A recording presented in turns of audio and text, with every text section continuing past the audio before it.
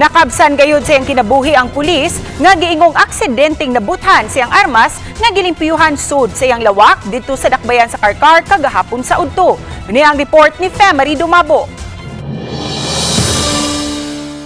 Nadala pa sa tambalanan si Police Patrolman Efren de los Reyes Jr., 34 anyos, human gingong aksidenteng napusilan siyang armas gahapon sa udto. Nasayo dalang ang Karkar City Police Station sa hitabo human sila pahibaw sa staff sa Karkar Provincial Hospital. Gingong anaa sa guest room sa ilang panimay si de los Reyes, diyang nadungog siyang kabanay ang buto sa armas. Sa ilang pagsusi, nagkadugo na si de los Reyes. Gingong mag-andam gyud kini sa iyang armas sa dili pa siya mulakaw. Hapon na nabugtuan sa iyang kinabuhi si de los Reyes sa sud sa tambalanan.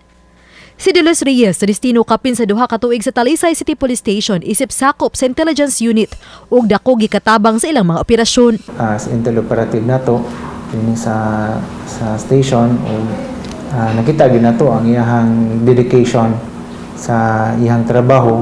Naglaraw ang Karkar City Police nga ipa-autopsy og paraffin test ang lawas sa pulis apan mag-agad sila sa desisyon sa pamilya. Naka-half mast karon ang bandera sa Talisay City Police Station. Dako namo nga kahisubo dinhi sa opisina sa nahitabo niya gahapon.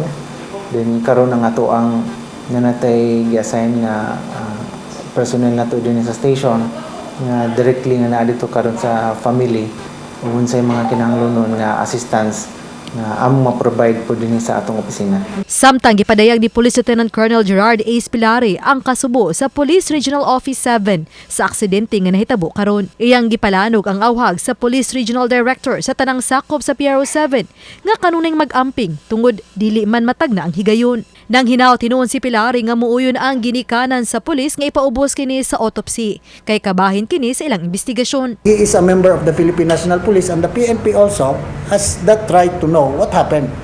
So we will try to check. Uba ni Cleofer Lumayag ug Philip Patricio. Femery Dumabo. Balitang Bisdak.